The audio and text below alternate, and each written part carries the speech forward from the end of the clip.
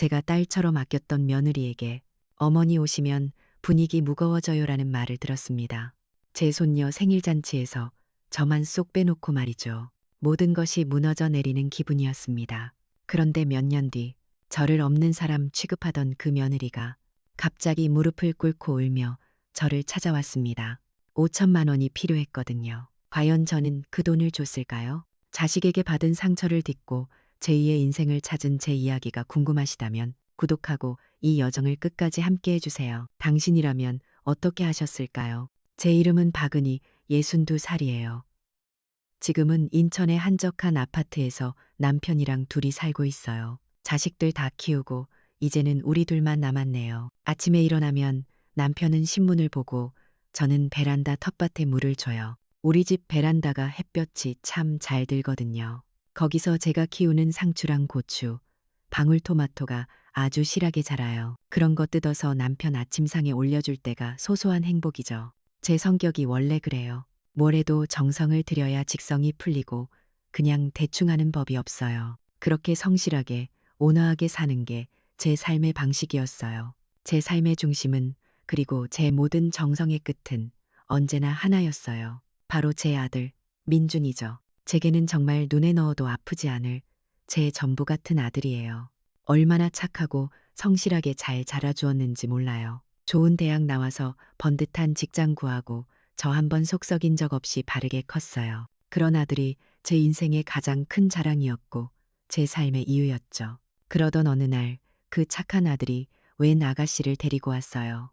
서울에서 만난 아주 똑 부러지는 아가씨라면서요. 그게 바로 제 며느리 서연이었어요. 처음 서연이를 봤을 때 어찌나 환하고 야무져 보이던지 아들 하나는 정말 잘 뒀다 싶었죠. 아들 짝으로 저렇게 반듯한 아이가 와주다니 그저 고맙고 기특했어요. 저는 서연이를 보자마자 아, 이 아이는 내 딸이다, 그런 생각이 들었어요. 딸 없는 서름이 저도 모르게 있었나 봐요. 그저 반갑고 예쁘기만 했죠. 사실 제가 복지관에 다니면서 친구들, 특히 순자 할머니 같은 동네 사람들을 만나면요, 그놈의 시월드 얘기를 참 많이 들었어요. 며느리 때문에 속상하다, 아들이 변했다, 그런 얘기들이요. 저는 그런 얘기를 들을 때마다 다짐했어요. 나는 절대 저런 시어머니가 되지 말아야지. 요즘 시대가 어떤 시대인데 며느리한테 구시대적인 시어머니 노릇을 하겠어요. 저는 정말 요즘 시어머니, 좋은 시어머니가 되고 싶었어요. 아들 행복하자고 하는 결혼인데 제가 거기 짐이 되면 안 되잖아요. 그래서 서연이가 처음 정식으로 인사 왔을 때 제가 그 아이 손을 꼭 잡고 말했어요. 나는 너를 며느리라고 생각 안 한다. 그냥 늦게 얻은 내 딸이라고 생각할 거다. 그러니 서연이 너도 나를 어려운 시어머니라고 생각하지 말고 그냥 친정 어머니처럼 편하게만 대해다오. 그게 제 진심이었어요. 정말 딸처럼 아끼고 친구처럼 지내고 싶었거든요. 그리고 제 진심이 통했나 봐요. 결혼하고 한동안은 정말 행복했어요. 서연이가 서울에 신혼집을 차렸는데도 주말이 멀다 하고 인천 집으로 찾아왔어요. 와서는 부엌에서 제 어깨 너머로 요리도 배우고요. 어머니, 이건 어떻게 하는 거냐고, 간장은 얼마나 넣는 거냐고 어찌나 애교 있게 묻는지 몰라요. 그 모습이 예뻐서 제가 하나라도 더 가르쳐 주고 싶었죠. 둘이 같이 설거지하면서 이런저런 수다도 떨고 민준이 흉도 보고요. 정말 딸이랑 엄마가 그러는 것처럼요. 심지어 어떨 때는 민준이 없이 서연이 혼자 오기도 했어요. 어머니, 저랑 데이트해요. 그러면서 저를 끌고 나가서 동네 카페에 가는 거예요. 둘이 앉아서 커피 마시고 케이크 먹으면서 서연이 회사 얘기, 친구 얘기, 그런 시시콜콜한 이야기들을 나눴어요. 저는 그 시간이 정말 행복했어요. 아, 나한테도 드디어 딸이 생겼구나. 그런 충만함이었죠. 제가 복지관에 가서 순자 할머니한테 얼마나 자랑을 했는지 몰라요. 순자 할머니는 맨날 며느리 흉을 봤거든요. 그럴 때마다 제가 그랬죠. 우리 며느리는 안 그런다고, 정말 딸 같다고요. 전화도 자주 하고 심지어 나보러 혼자서도 온다고요. 그때 제 어깨가 얼마나 으슥했는지 몰라요. 제 행복은 그렇게 완벽했어요. 그러다가 저희에게 진짜 큰 기쁨이 찾아왔어요. 첫 손녀 민서가 태어난 거예요. 그 소식 듣고 제가 얼마나 기뻤는지 인천에서 서울 병원까지 한달음에 달려갔어요. 서연이는 좀 지쳐 보였지만 아기 침대에 누워있는 그 조그만 생명은 정말 천사 같았죠. 제 아들의 아이라니, 제가 할머니가 되었다니 믿기지가 않았어요. 며칠 뒤에 산후조리원에 있던 서연이한테서 전화가 왔어요. 조심스러운 목소리로 제게 부탁을 하더라고요. 어머니, 혹시 제가 몸조리하는 동안만이라도 서울에 와서 민서 좀 봐주실 수 있냐고요. 그 말을 듣는데 섭섭하기는커녕 너무 기쁜 거예요. 아이고, 그런 걸 부탁이라고 하냐고. 당연히 가야지. 할머니가 손녀 보러 가는 게 뭐가 대수냐고 제가 오히려 큰 소리를 쳤네요. 그때부터 제 이중 생활이 시작됐죠. 인천 집에서 아침 일찍 남편 밥 차려주고 바로 버스를 타고 서울 며느리네 집으로 출근을 했어요. 인천에서 서울까지 40분. 차 막히면 1시간도 더 걸렸죠. 가서 민서 씻기고 재우고 서연이 쉬는 동안 아기띠 두르고 동네도 돌고요. 며느리 먹을 미역국도 한솥 끓여놓고 이유식도 제가 다 만들었어요. 솔직히 몸은 고됐죠. 저도 나이가 있는데 매일 그 길을 오가는 게 쉽지는 않았어요. 밤에 집에 돌아오면 어깨랑 허리가 쑤셔서 끙끙 앓기도 했고요. 그럴 때마다 우리 남편, 원래 말수가 참 적은 사람이거든요. 그저 묵묵히 제 어깨를 주물러 주곤 했어요. 당신, 그래도 얼굴은 좋아 보인다고요. 그 말이 맞았어요. 몸은 힘들어도 마음은 정말 날아갈 것 같았거든요. 그렇게 아기 키우는 재미에 푹 빠져서 그 유대감이 얼마나 행복했는지 몰라요. 우리는 정말 진짜 가족이 되어가고 있었어요. 지금 돌이켜보면 모든 것이 완벽했어요. 아주 사소한 것 하나만 빼고요. 아들 부부가 결혼한다고 했을 때 서연이가 그러더라고요. 어머니, 저희는 서울에서 시작할게요. 그 말을 듣는데 아주 솔직히 말하면 조금 서운하긴 했어요. 기왕이면 여기 인천, 가까운 데서 살면서 자주 보면 얼마나 좋을까. 그런 욕심이 왜 없었겠어요. 하지만 제가 금방 마음을 고쳐먹었죠. 박은희, 너 또 옛날 시어머니처럼 굴지 말자. 요즘 젊은 애들 다 자기들 독립적인 생활이 있는 건데 그걸 존중해줘야지. 그래서 제가 웃으면서 말했어요. 그럼 서울 좋지. 너희 직장도 다 서울인데 당연히 그래야지. 그리고 인천에서 서울 40분이면 가는데 그게 뭐 대수라고. 그때는 정말 그렇게 생각했어요. 40분. 그까짓 40분 거리. 마음만 먹으면 언제든 오고 갈 수 있는 아주 가까운 거리라고요. 그 40분의 거리가 나중에 저와 제 아들 사이를, 제 며느리와의 사이를 그렇게 멀게 갈라놓을 줄은 꿈에도 몰랐네요. 그때는 그저 모든 것이 완벽하게 행복하기만 했어요. 민서가 그렇게 제 품에서 크는 동안 저희 가족에게 또 좋은 소식이 들려왔어요. 서연이가 둘째를 가졌다는 거예요. 어찌나 기쁘던지 남편이랑 둘이 손을 맞잡고 좋아했어요. 저는 당연히 민서 때처럼 이번에도 내가 팔 걷어붙이고 도와줘야겠다. 마음을 단단히 먹고 있었죠. 그렇게 10달이 지나고 예쁜 손주 지우가 태어났어요. 저도 이제 손주가 둘이나 된 거예요. 병원에서 퇴원할 날짜에 맞춰서 저도 서울 갈 준비를 하고 있었죠. 이번에도 인천에서 서울로 그 행복한 출퇴근을 할 생각에 마음이 설렜어요. 그런데 지우가 태어나고 며칠 뒤에 서연이한테서 전화가 왔어요. 목소리가 조심스럽더라고요. 어머니, 저기, 괜찮아요. 그러는 거예요. 뭐가 괜찮냐고 했더니 이번에는 산후 도우미를 쓰기로 했다는 거예요. 요즘은 다들 그렇게 한다면서요. 어머니 또 고생시키기도 죄송하고 자기도 그게 편할 것 같다고요. 그 말을 듣는데 솔직히 말하면 가슴 한구석이 서운했어요. 민서 때는 나 없으면 안 될 것처럼 그러더니 이제는 내가 필요 없나. 하지만 곧 마음을 고쳐먹었죠. 그래, 이것도 요즘 방식이지. 내가 며느리 편하게 해주기로 마음먹었으니까 쿨하게 존중해줘야지. 그래서 제가 일부러 더 밝게 말했어요. 아이고, 잘 생각했다. 나 고생할까봐 그런 거지. 알았다고. 그럼 나는 주말에 반찬이나 해서 틈틈이 들여다보겠다고 그렇게 전화를 끊었어요. 그러다가 저희에게 진짜 큰 기쁨이 찾아왔어요. 첫 손녀 민서가 태어난 거예요. 그 소식 듣고 제가 얼마나 기뻤는지 인천에서 서울 병원까지 한달음에 달려갔어요. 서연이는 좀 지쳐 보였지만 아기 침대에 누워있는 그 조그만 생명은 정말 천사 같았죠. 제 아들의 아이라니, 제가 할머니가 되었다니 믿기지가 않았어요. 시간이 흘러 지우가 태어난 후 첫 명절, 추석이 다가왔어요. 저는 오랜만에 온 가족이 모일 생각에 신이 났죠. 첫째 때처럼 며느리가 오겠거니. 당연히 그렇게 생각하고 음식을 잔뜩 준비했어요. 서연이가 좋아하는 잡채도 평소보다 2배로 하고 갈비도 최고급으로 재웠죠. 그런데 명절 전날 저녁이었어요. 아들 민준이한테서 전화가 온 거예요. 목소리가 영 힘이 없더라고요. 엄마, 저기, 서연이가 말을 꺼내는데 덜컥 겁이 났어요. 아니나 다를까. 지우가 밤새 열이 나서 응급실에 다녀왔다는 거예요. 그래서 이번 추석에는 아무래도 못 갈 것 같다고요. 그 말을 듣는데 준비하던 손이 멎었어요. 섭섭한 마음이 목구멍까지 차올랐지만 애가 아프다는데 어쩌겠어요. 제가 어떻게 시어머니 노릇을 하겠어요. 애 아픈데 아무데도 가지 말고 애나 잘 보라고. 저는 괜찮다고 너희들 마음만 받겠다고 그렇게 말하고 전화를 끊었어요. 명절 당일 텅 빈 집은 유난히 컸어요. 남편이랑 둘이서 그 많던 음식을 먹는 둥 마는 둥 했죠. 그래도 저는 믿었어요. 이번에는 정말 애가 아파서 그런 걸 거라고요. 다음 명절에는 꼭 오겠지. 하지만 다음 명절, 설날이 되었을 때도 며느리는 오지 않았어요. 이번에는 서연이의 친정어머니가 갑자기 입원을 하셨다는 거예요. 간병 때문에 도저히 서울을 떠날 수가 없다고요.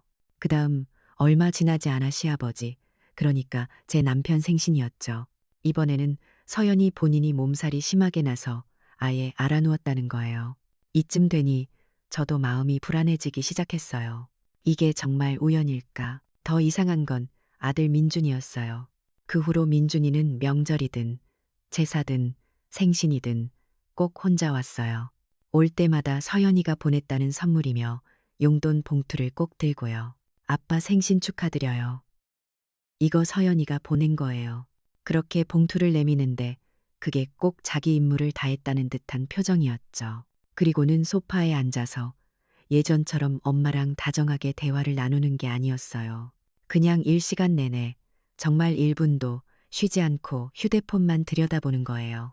누군가와 계속 문자를 주고받았어요. 제가 답답해서 누구랑 그렇게 바쁘게 연락하냐고 물어보면 아, 회사 일 때문에요. 하고는 멋쩍게 웃더라고요. 하지만 그 표정이 어딘가에 쫓기는 사람처럼 누가 자기를 감시하는 것처럼 그렇게 불안해 보였어요. 그렇게 1시간도 채 앉아있지 못하고 황급히 일어나더라고요. 엄마, 나 가봐야 할 것 같아요. 서연이가 애들 씻겨야 한다고 그렇게 도망치듯 집을 나서는 아들의 뒷모습을 보면서 저는 정말 알 수 없는 기분이 들었어요. 아들이 다녀간 뒤에 집은 오기 전보다 더 텅 비어버린 것 같았죠. 그러던 어느 날 복지관에 갔다가 순자 할머니를 만났어요. 순자 할머니는 여전히 며느리 자랑이 한창이더라고요. 이번 명절에 며느리가 와서 뭘 해줬네, 어쨌네. 그러다가 저를 툭 치면서 묻는 거예요. 은희 씨, 근데 이번 명절에 며느리 왔었어? 지난번에도 못 본 것 같은데. 그 말을 듣는데 얼굴이 화끈거려서 불이 나는 것 같았어요. 제 속도 모르고 순자 할머니는 우리 며느리는 어쩌고 계속 말을 이어갔죠. 저는 차마 우리 며느리는 아파서 못 왔다고, 친정엄마가 아파서 못 왔다고 그 말을 할 수가 없었어요. 그래서 저도 모르게 얼버무리고 말았어요. 아, 그럼 왔었지. 바빠서 잠깐 있다가 갔어. 그렇게 말하고는 제가 먼저 자리를 피해버렸어요. 집에 돌아오는 내내 제가 왜 그런 거짓말을 했을까? 너무 창피하고 슬펐어요. 내 딸 같던 며느리, 나를 그렇게 자랑스럽게 만들어주던 며느리가 왜 나를 이렇게 초라하게 만들까? 도저히 안 되겠더라고요. 저는 그날 저녁 아들 민준이에게 전화를 걸었어요. 무슨 일이냐고 묻는 아들 목소리에 제가 그냥 돌직구를 던졌어요. 민준아, 솔직하게 말해. 도대체 서연이는 왜 그러는 거니? 내가 뭘 서운하게 한 거 있니? 내가 너희한테 뭐 잘못한 거라도 있어? 전화기 너머로 아들의 긴 한숨 소리가 들렸어요. 한참을 망설이더라고요. 그 침묵의 시간이 저에게는 천년처럼 길게 느껴졌어요. 그리고 아들이 아주 힘겹게 입을 열었어요. 엄마, 그게 서연이가 그냥 엄마 집에 오면 스트레스 받는데요.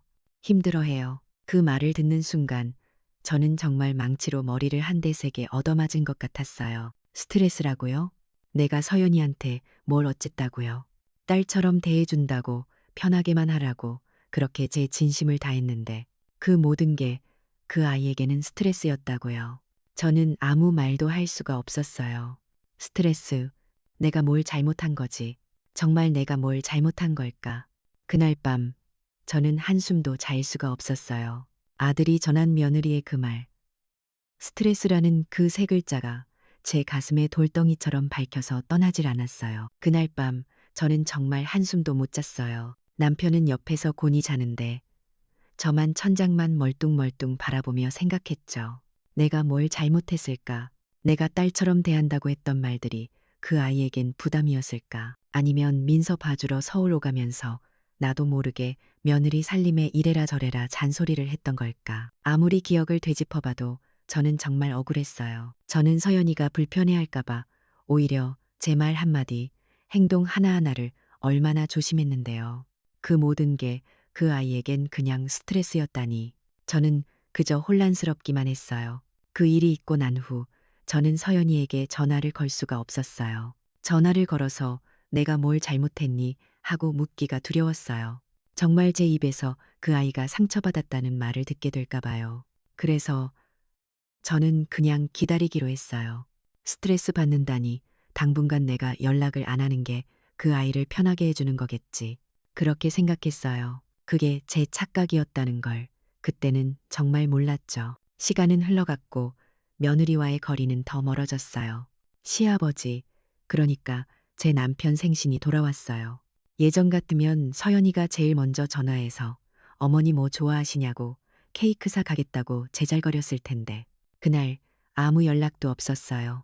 아들 민준이가 저녁 늦게 혼자 케이크 상자 하나 들고 덜렁 왔더라고요. 서연이는 또 아프대요. 이번엔 지우가 아니라 서연이 본인이 감기 몸살이 심하게 걸렸다더군요.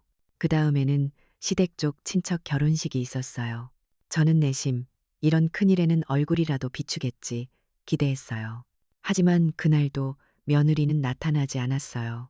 민준이 말로는 그날 민서 유치원에서 중요한 행사가 겹쳤다나요. 저는 점점 지쳐갔어요.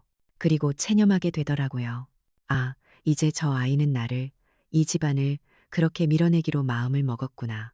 그렇게 또 겨울이 오고 설날이 다가왔어요. 저는 사실 아무 기대도 하지 않았어요. 이번에도 안 오겠지.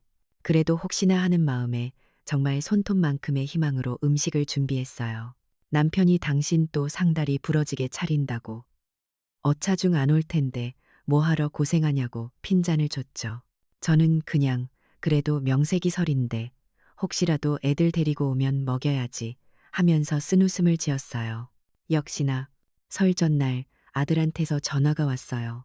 이번엔 또 무슨 핑계를 댈까 가슴이 두근거렸어요. 아들은 한참을 뜸을 들이다가 말하더군요. 엄마, 서연이가 요즘 스트레스 관리가 좀 필요하대요. 그래서 이번 설에는 미안하지만 우리끼리 조용히 보내려고요. 스트레스 관리. 참 낯선 말이었어요. 명절에 시댁 안 오는 이유가 스트레스 관리라니. 저는 알겠다고, 그래, 맘 편히 쉬라고 그렇게 말하고 전화를 끊었어요. 정말 모든 걸 체념한 심정이었죠. 설날 당일 남편이랑 둘이 앉아 텅 빈 식탁에서 떡국을 먹었어요. 그렇게 좋아하던 잡채도 갈비도 입맛이 써서 넘어가질 않더라고요. 그렇게 적막한 명절이 지나가고 있었어요. 그날 저녁이었어요. 거실에서 멍하니 텔레비전을 보고 있는데 제 휴대폰이 울리더라고요. 가족 단톡방이었어요. 저랑 남편, 민준이랑 서연이, 그리고 손주들 사진까지 다 올라오는 제가 참 좋아하던 그 대화방이었죠. 한동안 조용하던 그 방에 갑자기 사진이 수십 장이 올라오는 거예요. 누가 올렸나 봤더니 서연이었어요. 가슴이 덜컥 내려앉았죠. 사진을 눌러봤어요.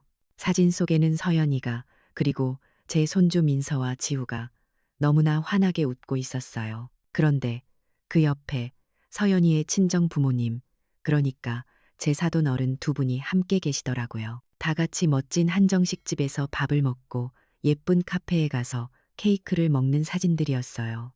민서는 외할머니 무릎에 앉아서 V자를 그리고 있었죠.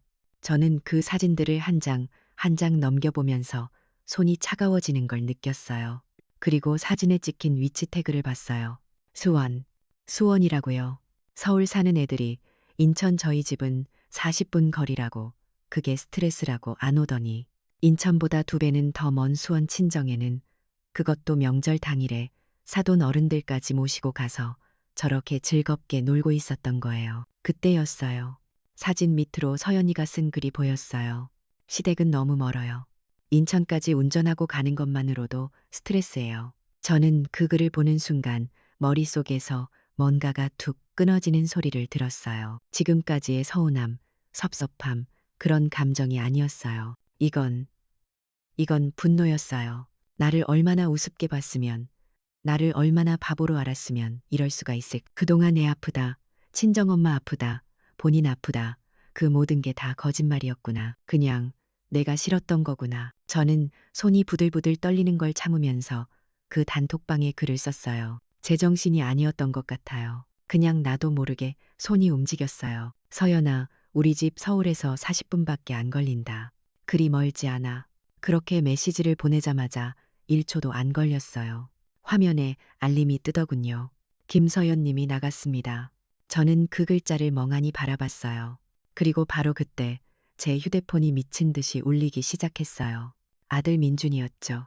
전화를 받자마자 아들이 제게 소리를 질렀어요. 엄마, 지금 뭐 하시는 거예요? 제정신이세요? 아들의 목소리는 제가 평생 들어본 적 없는 그런 날카로운 목소리였어요. 서연이 지금 상처받아서 울고불고 난리가 났어요. 엄마가 그렇게 말해서 박 나갔잖아요. 엄마가 어떻게 서연이한테 그럴 수 있어요. 저는 아들의 그 격앙된 목소리에 아무 대꾸도 할 수가 없었어요. 아니, 내가 뭘 잘못했니? 내가 틀린 말 한 것도 아니잖아. 저는 겨우 그렇게 항변했어요. 그러자 아들이 기가 막힌다는 듯이 말하더군요. 엄마가 뭘 잘못했는지 정말 모르세요. 정말 실망이에요. 그러고는 아들이 전화를 끊어버렸어요. 저는 그 차가운 통화 종료음을 들으면서 깨달았어요. 아, 내 아들은 이제 완전히 저 애 편이구나. 나를 버렸구나. 그날 이후로 저와 아들 부부 사이에는 완벽한 정적이 흘렀어요. 저는 더 이상 그 가족 단톡방에 아무 글도 올리지 않았고 아들도 며느리도 저에게 연락하지 않았어요. 그렇게 몇 달이 흘렀는지 모르겠어요. 저는 복지관에도 나가지 않았어요. 순자 할머니를 볼 면목이 없었거든요. 가서 또 며느리 얘기가 나올까봐 그게 두려웠어요. 그렇게 저는 제 집이라는 감옥에 스스로를 가두고 있었어요. 그러다가 문득 정신이 들었어요. 달력을 보니 며칠 뒤가 제 손녀 민서의 7번째 생일이더라고요. 그 이쁜 내 새끼. 눈에 넣어도 아프지 않을 내 첫손녀. 그렇게 밉던 며느리와 아들이었지만 민서는 아무 잘못이 없잖아요. 그래도 할머니 도리는 해야지. 제가 무슨 죄를 지었다고 손녀 생일 선물 하나 못 챙기겠어요. 저는 정말 큰 용기를 냈어요. 서연이한테는 도저히 전화를 못하겠고 아들 민준이에게 전화를 걸었어요. 정말 오랜만에 듣는 아들의 목소리는 차갑고 어색했어요.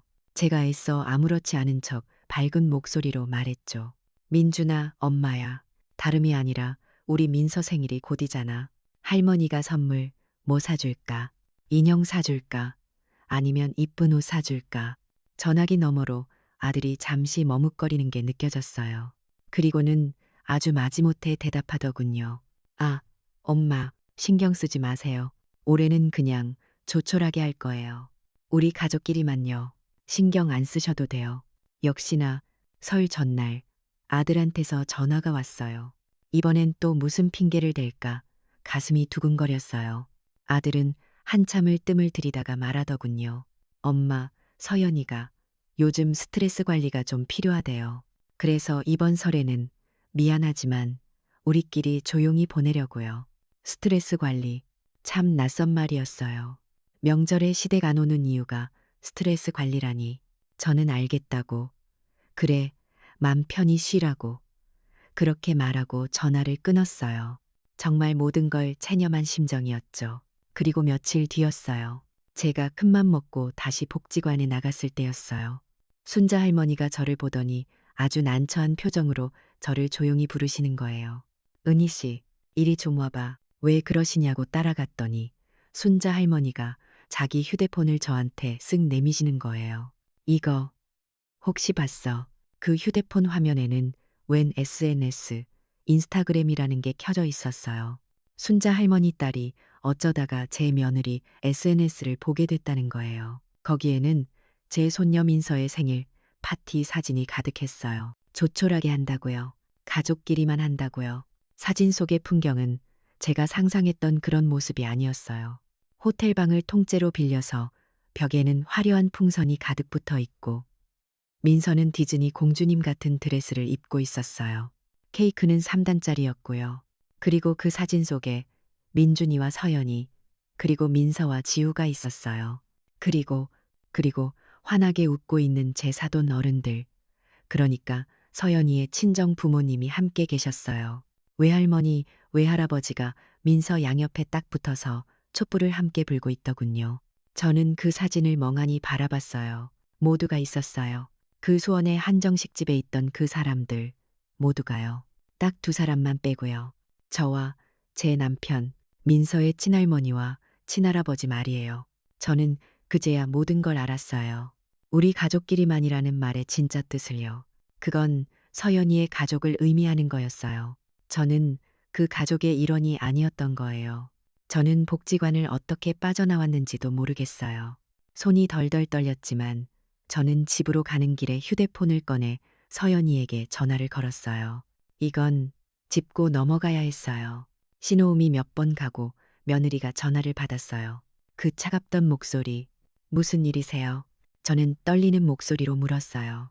서연아, 나다. 민서 생일. 사진 봤다. 외할머니, 외할아버지는 가셨더구나. 나는 왜? 제 말이 채 끝나기도 전에 며느리가 제 말을 잘랐어요. 그 목소리에는 일말의 망설임도 미안함도 없었어요. 그냥 귀찮다는 듯한 차가운 목소리였죠. 어머니 오시면 분위기 무거워져요. 다들 어머니 눈치 봐요. 조촐하게 우리 가족끼리 한다고 했잖아요. 요즘엔 남편만 시댁 가면 되는 거예요. 저 바빠요. 끊어요.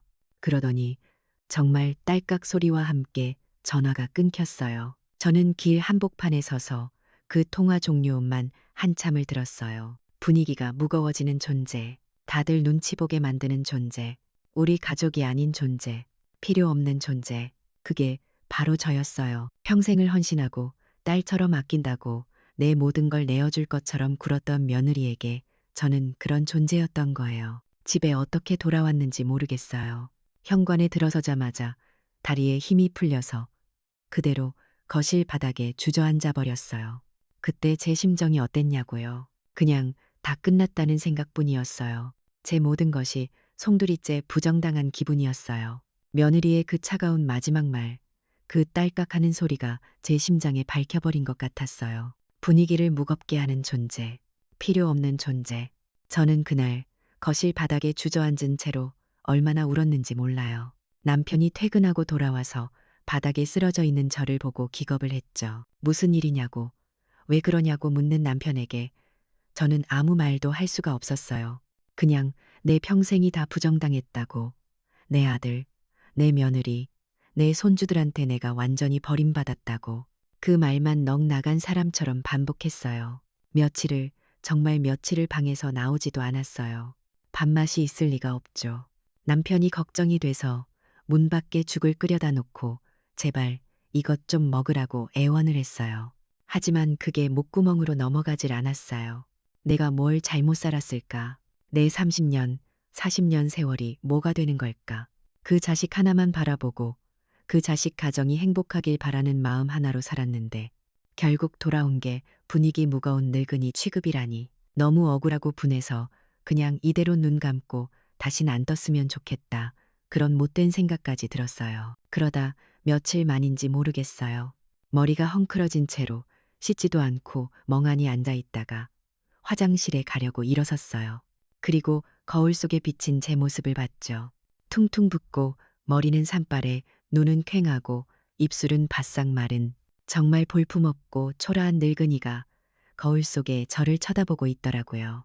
그 모습을 보는데 갑자기 울화가 치밀었어요. 그런데 그 화가 아들이나 며느리를 향한 게 아니었어요. 바로 거울 속의 저 자신에 대한 분노였어요. 박은희, 너 이렇게 약한 사람 아니었잖아. 너 평생을 얼마나 악착같이 성실하게 살았는데 그깟 며느리 말 한마디에 아들놈 배신에 이렇게 무너져서 방구석에 처박혀 있을 거야. 그래, 그들이 나를 버렸다고 치자. 그렇다고 나까지 나를 버릴 순 없잖아. 그 애들이 나를 필요 없다고 했지. 내가 나를 필요 없다고 한 적은 없잖아요. 그 생각이 드니까 갑자기 정신이 번쩍 들었어요. 이대로 무너질 수는 없었어요. 이렇게 초라하게 내 인생을 끝낼 수는 없었어요. 저는 그 다음 날 억지로 몸을 일으켰어요. 몇 날 며칠 만에 샤워를 하고 장롱에서 제일 깨끗한 옷을 꺼내 입었어요. 그리고 집을 나섰죠. 제 발길이 향한 곳은 한동안 발길을 끊었던 인천복지관이었어요. 솔직히 그 문을 여는 게 너무 두려웠어요. 복지관에 가면 분명 순자 할머니를 만날 테니까요. 그분이 또 며느리 얘기, 손주 얘기를 물어보면 어쩌나.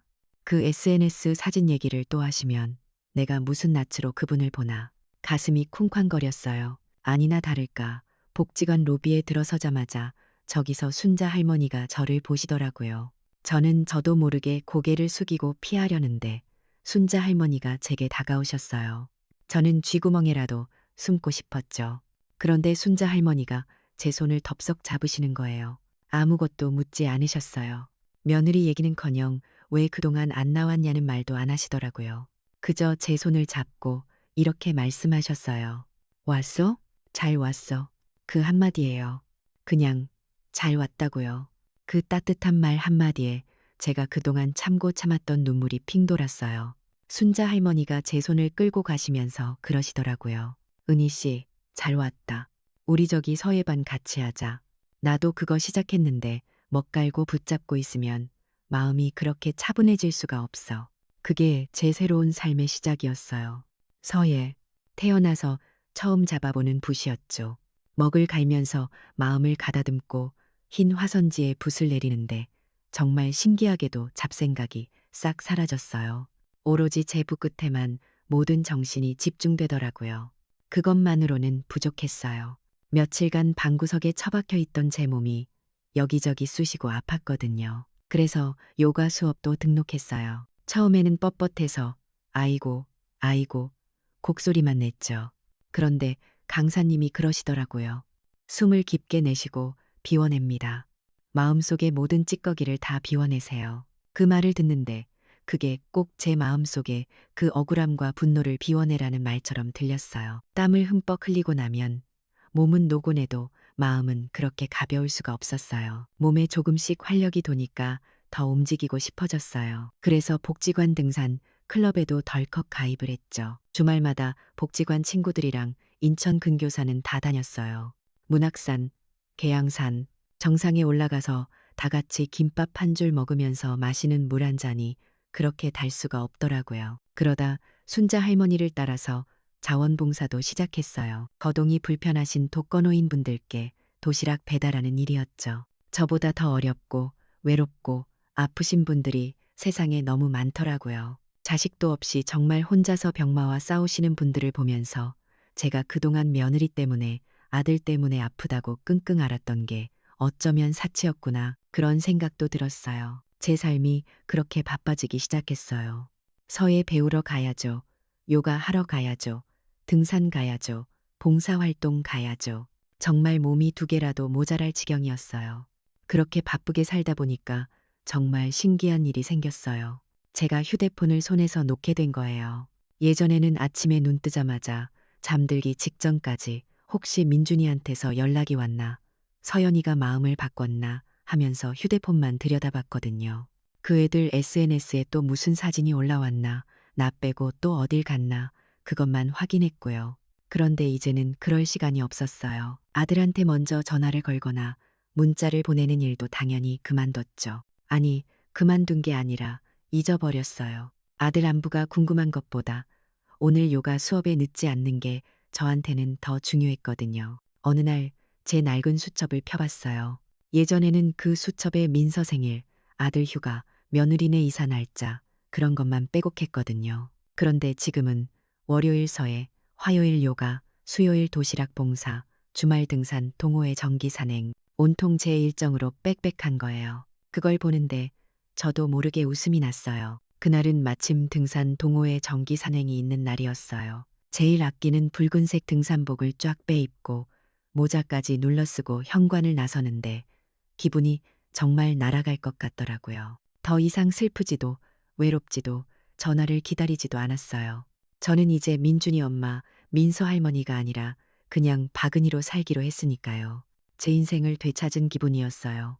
그렇게 제 삶에만 집중하며 바쁘게 산 지 몇 달이 흘렀을까요? 서예반에서 제법 굵은 획을 그을 수 있게 되었고, 등산 클럽에서는 총무 역할을 맡아 일정을 짜느라 정신이 없었죠. 남편은 그런 저를 보고 당신 얼굴이 환해졌다고 그렇게 보기 좋다고 말하더라고요. 정말 그랬어요. 자식 걱정이라는 그늘이 거치니까 제 얼굴에 웃음이 돌아왔어요. 아들과 며느리 소식은 궁금하지 않다면 거짓말이겠지만 적어도 예전처럼 목을 메고 기다리지는 않게 되었어요. 그 애들도 그 애들 인생이 있겠지. 그렇게 생각하게 된 거예요. 그러던 어느 날이었어요. 요가 수업을 마치고 땀을 식히며 나오는데 휴대폰이 울렸어요. 화면에 뜬 이름을 보는 순간 제 심장이 쿵 하고 내려앉는 것 같았어요. 내 아들 민준. 그렇게 저를 비난하고 전화를 끊은 뒤로 몇 달 만에 처음 걸려온 전화였어요. 받아야 하나 말아야 하나 수만 가지 생각이 스쳐 지나갔어요. 하지만 저는 이제 예전의 바그니가 아니었죠. 저는 차분하게 숨을 고르고 전화를 받았어요. 무슨 일이냐고 묻는 제 목소리는 저도 모르게 차분하더라고요. 전화기 너머로 아들의 다급한 목소리가 들려왔어요. 엄마, 저 민준인데요. 그 목소리가 어찌나 떨리고 절박하게 들리던지. 엄마, 혹시 저기. 아들은 한참을 뜸을 들였어요. 무슨 일이냐고 빨리 말해보라고 재촉했죠. 그랬더니 아들이 정말 힘겹게 말을 꺼내더라고요. 엄마, 저 혹시 5천만 원만 빌려주실 수 있어요. 5천만 원. 저는 그 액수를 듣고 기가 막혀서 말도 안 나왔어요. 그동안 연락 한 통 없던 아들이 몇 달 만에 전화해서 한다는 첫마디가 돈 얘기라니요. 제가 아무 말 없이 듣고만 있으니까 아들이 더 다급하게 말했어요. 지금 사는 서울 전셋집이 만기가 됐는데 집주인이 보증금을 5천만 원이나 올려달라고 한다는 거예요. 당장 그 돈을 못 구하면 길거리에 나앉게 생겼다고요. 은행 대출은 이미 꽉 차서 더는 안 나온다고 저한테 사정을 하더군요. 저는 그 말을 듣고 화가 나는 게 아니라 오히려 머리가 차가워졌어요. 그래서 제가 딱 한마디 물었죠. 그 돈 왜 내가 내야 하니? 네가 필요하면 네가 구해야지. 그랬더니 아들이 머뭇거리다가 정말 믿을 수 없는 말을 하는 거예요. 사실은 서연이가 엄마가 분명히 아빠 몰래 숨겨둔 돈이 있을 거라고. 엄마한테 가서 말하면 엄마는 아들 못 이기는 성격이라 분명히 주실 거라고. 서연이가 엄마한테 꼭 빌리라고 했다는 거예요. 아, 그제야 모든 퍼즐이 맞춰지더군요. 그렇게 저를 무시하고 모욕하고 없는 사람 취급했던 이유. 그 모든 것의 끝에 결국이 돈이 있었던 거예요. 저를 분위기 무겁게 하는 늙은이로 치부했던 그 며느리가 제 지갑 사정은 그렇게 꿰뚫고 있었나 봐요. 제가 아들 하나만 보고 사는 바보인 줄 알고요. 저는 정말 차가운 목소리로 말했어요. 민준아, 그 돈 나와 내 아버지 평생 일해서 모은 우리 노후 자금이다. 너희가 내 노후를 책임져 줄 것도 아니잖니. 나는 내 노후는 내가 지키는 중이다. 그러니까 그 돈 못 준다. 그렇게 말하고 전화를 끊어버렸어요. 아들이 전화기 너머에서 엄마, 엄마 하고 저를 애타게 부르는 소리가 들렸지만 그냥 끊어버렸어요. 그게 제가 제 인생에서 처음으로 아들에게 그리고 며느리에게 날린 첫 번째 반격이었어요. 그리고 정말 놀라운 일이 벌어졌어요. 제가 그렇게 단호하게 전화를 끊고 채한 시간도 되지 않아서였어요. 제 휴대폰에 문자 메시지가 쏟아지기 시작하는 거예요. 발신자는 제가 그토록 그리워하고 또 그토록 미워했던 우리 며느리 김서연이었어요. 몇 년 만에 받아보는 문자였는지 몰라요. 어머니, 저 서연이에요. 그동안 제가 생각이 너무 짧았어요. 어머니가 너무 보고 싶어요. 저는 그 문자를 보고 실소가 터져 나왔어요.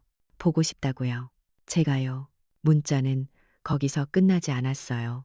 잠시 뒤에 또 오더라고요. 어머니, 민서랑 지우가 할머니 보고 싶다고 매일 울어요. 제가 어머니한테 잘못한 게 많아서 애들 데리고 갈 면목이 없었어요. 이번 주말에 애들 데리고 인사드리러 갈게요.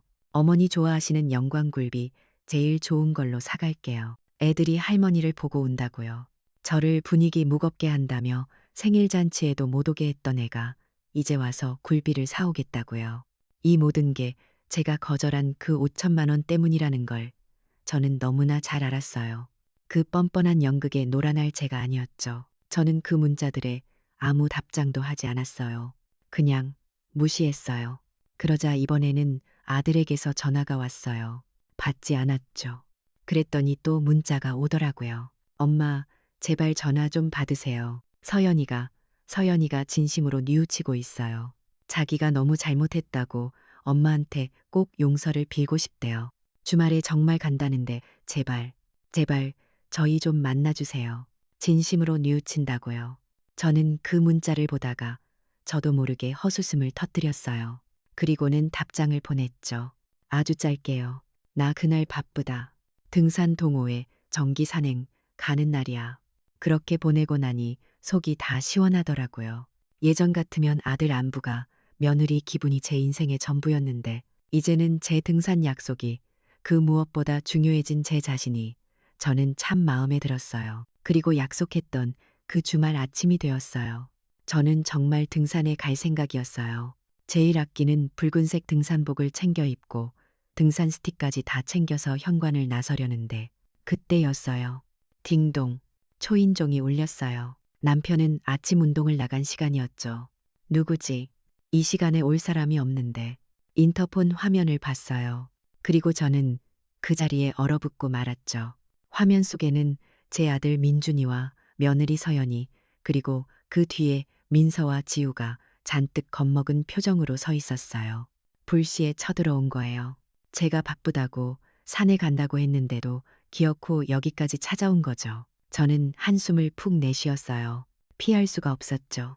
문을 열어줬어요. 문이 열리자마자 며느리 서연이가 제 등산복 차림을 보더니 어머니 하고 부르면서 그 자리에 털썩 무릎을 꿇는 거예요. 그러고는 갑자기 울기 시작했어요. 어머니, 제가 다 잘못했어요. 제가 생각이 짧았어요. 어머니 마음 아프게 해드린 거 정말 죽을 죄를 지었어요. 그러면서 바닥에 이마를 대고 큰절까지 하더라고요.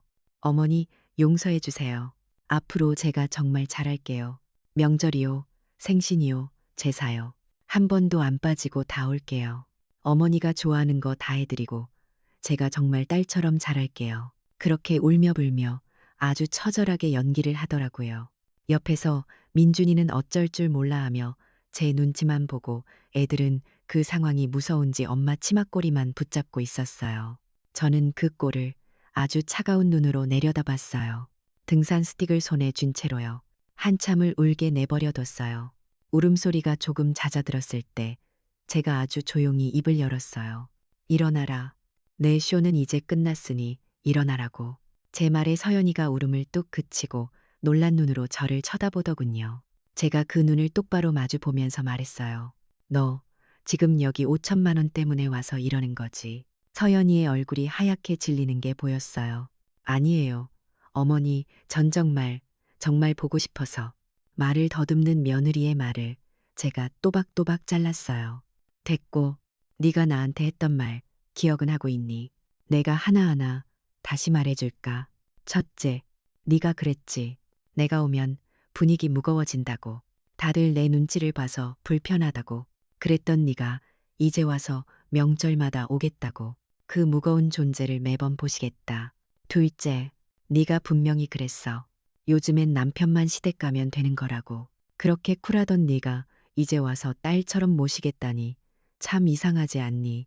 그리고 마지막, 셋째, 너는 내 손녀 생일 잔치에서 외갓집 식구는 다 부르고 이 친할머니는 빼놨더구나. 조촐하게 가족끼리 한다는 그런 새빨간 거짓말까지 하면서 말이야. 제 말이 한마디 한마디 이어질수록 며느리의 얼굴은 붉어졌다가 하얘졌다가 아주 가관이었어요. 서연이는 다시 울기 시작했어요. 어머니, 그땐 제가 정말 잘못했어요. 용서해 주세요. 네. 그러면서 제 등산복 바짓가랑이라도 붙잡을 기세로 매달렸어요. 민준이도 옆에서 거들더군요. 엄마, 제발, 한 번만. 서연이가 저렇게까지 하잖아. 한 번만 용서해줘. 저는 그 두 사람을 번갈아 쳐다봤어요. 그리고 아주 단호하게 고개를 저었어요. 나는 너희에게 상처받는 것에 이제 완전히 지쳤다. 그래서 너희를 용서할 마음이 눈꼽만큼도 없다. 5천만 원 안 준다. 아니, 못 준다. 그건 내 마지막 자존심이고 내 노후다. 그러니까 너희 문제 너희가 알아서 해결해라. 그리고 다시는 너희 필요할 때만 나를 찾지 마라. 난 이제 내 인생 살아야겠다. 저는 그 말을 끝으로 현관문 앞에서 굳어버린 세 사람, 아니 네 사람을 그대로 뒤로 했어요. 그리고 제 등산 스틱을 짚으며 집 밖으로 걸어 나왔어요. 엘리베이터를 기다릴 것도 없이 계단을 하나하나 밟고 내려갔어요. 밖으로 나오자 주말 아침에 눈부신 햇살이 제 얼굴 위로 쏟아졌어요. 그 햇살이 어찌나 따뜻하던지 저는 그 어느 때보다 자유롭고 가벼운 발걸음으로 제 산을 향해 걸어갔어요. 그날 산에 오르는 발걸음이 어찌나 가벼웠는지 몰라요. 등산 스틱을 짚고 한 걸음 한 걸음 내디딜 때마다 제 어깨를 짓누르던 무거운 짐들이 하나씩 떨어져 나가는 기분이었어요. 정상에 올라서 마시는 시원한 물 한 잔이 그날따라 유난히 달았죠. 그렇게 속이 후련할 수가 없었어요. 집으로 돌아왔을 때 현관은 깨끗했어요. 그 애들은 제가 산에 간 사이에 돌아갔더라고요. 그 뒤로 어떻게 됐냐고요. 아들한테서 며느리한테서 다시는 연락이 오지 않았어요. 그 5천만 원을 구했는지, 그래서 그 전셋집에 계속 살게 됐는지, 아니면 정말 길거리에 나앉았는지 저도 몰라요. 그리고 솔직히 말하면 이젠 궁금하지도 않아요. 저도 그 애들을 찾지 않았어요. 예전 같으면 그래도 내 아들인데, 내 손주들인데 밥은 먹고 다니나 하면서 또 마음 약해져서 전화를 걸었을지도 몰라요. 하지만 저는 이제 분명히 알았거든요. 그건 사랑이 아니라 제 스스로를 갉아먹는 미련이라는 걸요. 저는 이제 그 애들을 없는 셈치기로 한 게 아니에요. 그냥 독립한 타인으로 인정하기로 한 거예요. 성인이니까 자기들 인생, 자기들이 책임지고 살겠죠. 저녁에 남편이랑 마주 앉아 밥을 먹는데 남편이 제 얼굴을 한참 보더니 그러더라고요. 당신 요즘 무슨 좋은 일 있어? 얼굴이 아주 활짝 폈네. 제가 그 말을 듣고 웃으면서 말했어요. 여보, 우리 이제 정말 우리 둘만 생각합시다. 남은 인생 자식들 눈치 보지 말고 우리 하고 싶은 거 하면서 재밌게 살아요. 남편도 제 말을 알아들었는지 말없이 고개를 끄덕이면서 제 손을 잡아주더라고요. 그래, 당신 하고 싶은 거 다 해. 그동안 애쓴 거 이제부터라도 보상받아야지. 그렇게 저희 부부는 그날 처음으로 새로운 질서를 만든 거예요. 그 후로 제 복지관 생활은 더 활기가 넘쳤어요. 서해반에서는 제가 어느새 최고참이 돼서 새로 들어온 회원들한테 붙잡는 법을 알려주고 있었고요. 등산 동호회에서는 아예 총무를 맡게 됐어요. 어디로 산행을 갈지, 점심은 뭘 먹을지 제가 다 정하느라 정신이 없었죠. 순자 할머니랑 다른 친구들도 제가 어떻게 그 모진 일을 겪고 이렇게 씩씩하게 변했는지 그 자세한 사정은 몰라요. 하지만 다들 어렴풋이 느끼는 거죠. 제가 자식이라는 굴레에서 벗어나 아주 멋지게 살고 있다는 걸요. 어느 날은 순자 할머니가 그러시더라고요. 은희 씨 보면 나도 자식놈한테 섭섭한 소리 하지 말고 내 인생 살아야겠다 싶어. 어떻게 그렇게 단단해졌어? 저는 그냥 웃으면서 말했죠. 뭐려, 언니, 자식한테 기대지 말고 우리 힘으로 재밌게 살아야죠. 남은 날이 얼마나 아까운데요. 저도 모르게 제가 복지관의 롤모델 비슷한 게 되어가고 있더라고요. 그렇게 제 삶을 즐기면서도 남편이랑 저는 아주 중요한 준비를 하나 시작했어요. 저희의 진짜 노후를 위한 준비였죠. 어느 날 남편이랑 손을 잡고 인천에 있는 은행을 찾아갔어요. 주택금융공사 지점이었죠. 저희는 거기서 주택연금이라는 걸 상담받았어요. 상담원이 아주 친절하게 설명해 주더라고요. 지금 두 분이 살고 계신 이 아파트를 담보로 맡기시면 돌아가실 때까지 두 분이 매달 연금을 받을 수 있다는 거였어요. 저랑 남편은 그 설명을 들으면서 서로 얼굴을 마주보고 미소를 지었어요. 예전 같으면 이 집 당연히 아들 민준이한테 물려줘야 한다고 생각했을 거예요. 부모가 평생 모은 재산, 자식한테 상속하는 게 당연한 도리라고 믿었죠. 하지만 이제는 아니에요. 그 자식에게 물려줄 재산이라는 낡은 생각이 저를 얼마나 비참하게 만들었는지 깨달았거든요. 저희는 그날 우리의 노후를 지킬 자산으로 이 집을 쓰기로 결정했어요. 자식에게 재산을 물려주는 대신 자식에게 손 벌리지 않고 짐이 되지 않는 완전한 독립을 선택한 거예요. 그게 저희 부부가 내린 가장 현명한 선택이었어요. 저는 요즘 제 삶이 참 만족스러워요. 저는 그날 제게 5천만 원을 달라고 애원하던 아들 부부를 내친 그날의 제 선택을 단 한순간도 후회하지 않아요. 물론 아들을 낳고 며느리를 얻고 민서와 지후 그 이쁜 손주들을 보았던 그 모든 순간들이 행복하지 않았던 건 아니에요. 그것도 제 삶의 일부였으니까요. 하지만 어머니라는 이름, 할머니라는 그 이름은 때때로 저에게 아주 무거운 감옥이었어요. 저는 이제 그 답답하고 어두웠던 감옥에서 제 발로 당당하게 걸어 나왔어요. 저는 오늘 서예 수업에 가요. 내일은 순자 할머니랑 친구들이랑 문학산으로 등산을 가기로 했고요. 저는 더 이상 상처받지 않아요. 외롭지도 않고요. 저는 제 삶을 선택했어요. 그리고 그 선택에 아주 만족해요. 박은희 씨를 보세요. 평생 자식에게 헌신했지만 돌아온 건 상처뿐이었죠. 하지만 늦지 않았어요. 자신의 존엄을 지키고 삶의 주인이 되기로 한 용기. 그게 바로 자신을 구하는 가장 확실한 길이었네요. 때로는 나 자신을 가장 먼저 챙겨야 해요.